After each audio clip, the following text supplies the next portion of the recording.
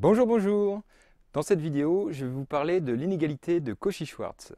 Cette inégalité est très importante en mathématiques, beaucoup de choses en découlent, et donc, après l'avoir démontré, je vais vous en présenter quelques applications importantes. Cette vidéo est destinée principalement aux étudiants de CAPES qui veulent réviser leur licence, ou aux étudiants de licence en maths que ça peut intéresser.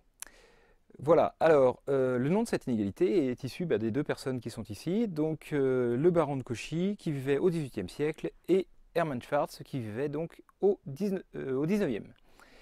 Alors qu'est-ce que c'est que cette inégalité? Alors il est très simple de s'en souvenir dans le cas classique. Donc prenons deux vecteurs u et v dans le plan, et donc je note alpha, l'angle entre ces deux vecteurs. Le produit scalaire entre ces deux vecteurs est défini par le produit de la longueur de u, norme de u, fois la longueur de v, multiplié par le cosinus de l'angle alpha. Donc, comme un cosinus est un nombre compris entre moins 1 et 1, eh bien, si je prends la valeur absolue du produit scalaire UV, j'obtiens donc qu'il est plus petit que le produit des deux longueurs des deux vecteurs, des deux normes. Donc voilà, l'inégalité de Cauchy-Schwarz, c'est le produit scalaire est plus petit que le produit des deux normes. Alors, le problème, c'est de généraliser ça. Une autre façon de l'écrire, c'est en mettant au carré, ça m'évitera de mettre certaines racines carrées, mais c'est complètement équivalent parce que c'est donc positif. On peut l'écrire comme ça. Donc produit scalaire de UV au carré plus petit que produit scalaire de U et de U fois le produit scalaire de V et de V. Donc voilà, c'est comme ça que je vais l'énoncer, mais c'est équivalent à celle du dessus. Ok, alors pour généraliser donc, cette inégalité, il faut que je définisse un produit donc, sur des vecteurs dans un espace vectoriel, dans un R espace vectoriel. Et donc je définis un produit comme ça, c'est-à-dire une application donc, qui a un couple de vecteurs x et y associés à un nombre. Voilà, ça c'est un produit, ça s'appelle une forme, parce qu'on obtient un nombre. Et alors, je veux cette application d'avoir quelques propriétés, et donc elle doit être bilinéaire, symétrique et positive. Alors je vais expliquer tout de suite ce que ça veut dire. Tout d'abord, bilinéaire, alors ça signifie que pour tout x fixé, l'application qui a y associe x scalaire y est linéaire, que ce soit d'un côté ou de l'autre. Ensuite, symétrique, ça signifie que le produit de x et de y doit être le même que le produit de y et de x. Donc ces deux conditions sont évidemment vérifiées pour le produit scalaire classique. Et la troisième condition, c'est que pour tout x dans l'espace vectoriel, le produit de x avec lui-même est un nombre positif. Ce qui est aussi vrai pour le produit scalaire classique, puisque le produit scalaire de x et de x est égal à sa norme au carré, qui est donc un nombre positif. Alors si on a tout ça, voilà, donc l'énoncé de l'inégalité est la suivante. Pour tout couple xy dans l'espace vectoriel E, le produit scalaire, enfin le produit, on ne sait pas que c'est un produit scalaire, en tout cas on ne peut pas l'appeler comme ça pour le moment en tout cas, le produit donc de x et y, donc l'image de cette forme bilinéaire symétrique positive au carré, est plus petit que le produit des images de x et x multiplié par y, le produit de y et de y. Alors comment on peut démontrer ça? Tout d'abord, on va poser pour un couple, donc je prends un couple xy de quelconque et je définis la fonction f définie par le produit, donc l'image par l'application de x plus ty multiplié par x plus ty. Voilà.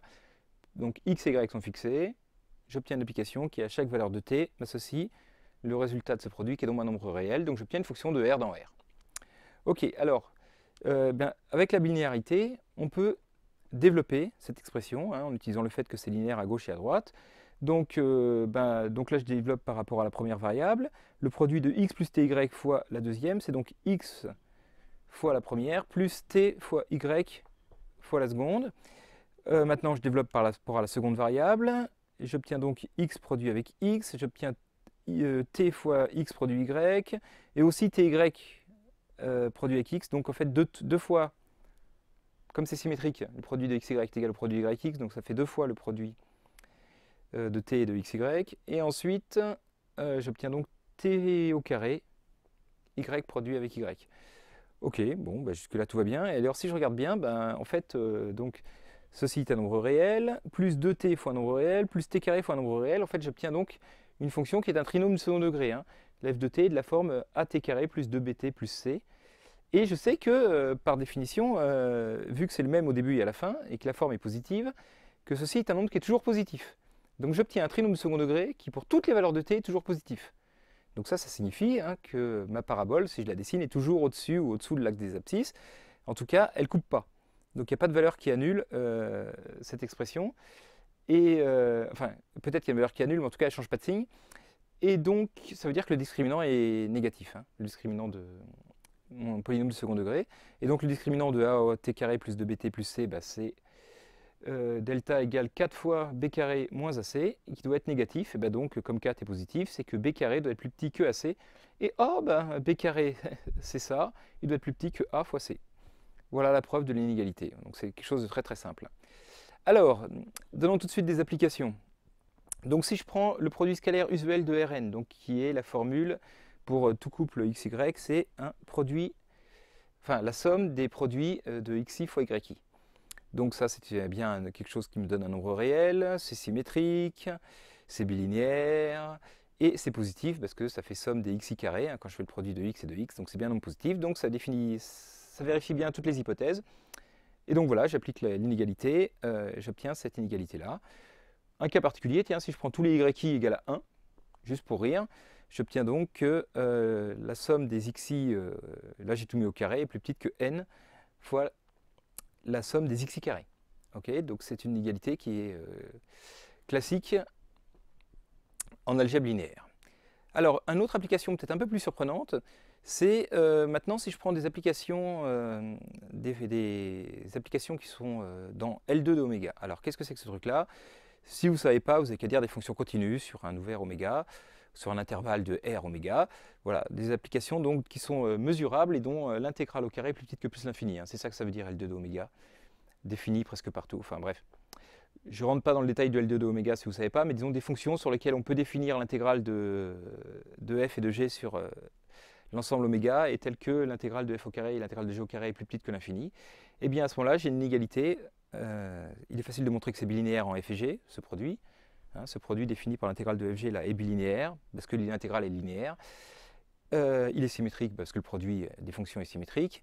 Et il est positif parce que l'intégrale de f au carré, vu que f au carré est toujours positif, l'intégrale est aussi positive. Et donc l'inégalité devient celle-ci. Et donc voilà, j'ai pris un exemple, un cas particulier. Voilà, si je prends une fonction de R dans R qui est positive, ça c'est pour dire que c'est quelque chose au carré, eh bien je peux facilement montrer cette inégalité-là. Il suffit d'appliquer le résultat précédent à f égale, enfin g égale 1 sur f, et puis je trouve que voilà. Ici j'obtiens l'intégrale de 1, b moins a, que quand je mets au carré, ça fait donc b moins a au carré. Voilà. Très bien. Ensuite, à quelles conditions a-t-on une égalité? Ça, c'est une question importante, parce que souvent on dit ouais, on a une inégalité de Cauchy-Schwarz, mais alors à quelles conditions est-ce que ceci peut être une égalité? Alors si l'inégalité était, voilà, à quelles conditions c'est la même chose? Donc dans la preuve, qu'est-ce que ça veut dire que c'est la même chose? Ça veut dire que notre trinôme second degré doit pouvoir s'annuler pour une certaine valeur de t, hein, puisque delta doit être égal à 0. Donc si delta égale 0, il y a une solution. Il existe un t tel que ça soit égal à 0. Mais maintenant, si je rajoute l'hypothèse que ma forme est définie, alors qu'est-ce que ça veut dire qu'une forme est définie? Ça veut dire que justement, si le produit de x et de x vaut 0, alors x égale le vecteur nul. Et bien donc, si je rajoute cette hypothèse, que ma forme est définie, la condition à laquelle j'ai le cas d'égalité, elle est vraie, c'est seulement si x et y sont collinéaires. Hein. X plus ty égale 0, ça veut dire que x et y sont collinéaires. Alors, un produit scalaire, en fait, c'est une forme qui définit toutes ces hypothèses-là que j'ai vues. C'est-à-dire qu'elle est à la fois symétrique, bilinéaire, positive, mais en plus définie. Donc symétrique, définie, positive. Ça s'appelle un produit scalaire. Voilà, c'est ce qui généralise le produit scalaire classique. C'est donc une application qui vérifie toutes ces hypothèses. Et si E est menu d'un produit scalaire, eh ben, on dit que E est un espace pré-hilbertien réel. Donc cas particulier, bah, si la dimension de E c'est plus petit que plus l'infini, on dit que E est un espace euclidien. Et comme on l'a vu de toute façon tout à l'heure, hein, Rn est toujours muni d'un produit scalaire en faisant la somme des produits des coordonnées. Donc n'importe quel espace en fait, de dimension finie est euclidien. Mais en fait, on précise soit E un espace euclidien quand on va s'intéresser aux propriétés du produit scalaire sur cet espace en fait. Donc voilà, sur Rn, cette forme-là est un produit scalaire parce qu'effectivement, la seule chose que je n'ai pas dit, c'est que c'était défini. Et si somme des xi carrés est égale à 0, c'est que chaque xi vaut 0. Et donc, c'est bien une forme bilinéaire symétrique définie positive. Et donc, c'est bien un produit scalaire. Alors, une norme. Qu'est-ce que c'est qu'une norme maintenant? Une norme, c'est une application donc, qui doit permettre quelque part de mesurer la longueur des vecteurs. Donc, c'est une application qui, à chaque vecteur d'un espace, doit associer un nombre positif et qui doit vérifier certaines propriétés. Alors, ces propriétés sont les suivantes. Si la longueur d'un vecteur x est 0, on veut que ce vecteur soit le vecteur nul. On ne veut pas qu'il y ait d'autres vecteurs dont la longueur soit 0. Donc, une norme doit vérifier d'abord cette propriété. Ensuite, Une norme doit être stable par multiplication, enfin, c'est-à-dire elle doit être compatible avec la multiplication dans ce sens-là, c'est-à-dire que si je prends un vecteur, je multiplie par 2 ou par moins 2, sa longueur doit être multipliée par 2. Donc quel que soit le scalaire lambda, la norme de lambda fois le vecteur x doit être égale à la valeur absolue de lambda fois la norme de x. Ensuite, l'inégalité triangulaire, donc la propriété qui fait vraiment que c'est une longueur de distance. Hein, voilà, c'est que pour être une distance, en gros, ça veut dire que ça doit être le plus court chemin entre deux points. Hein.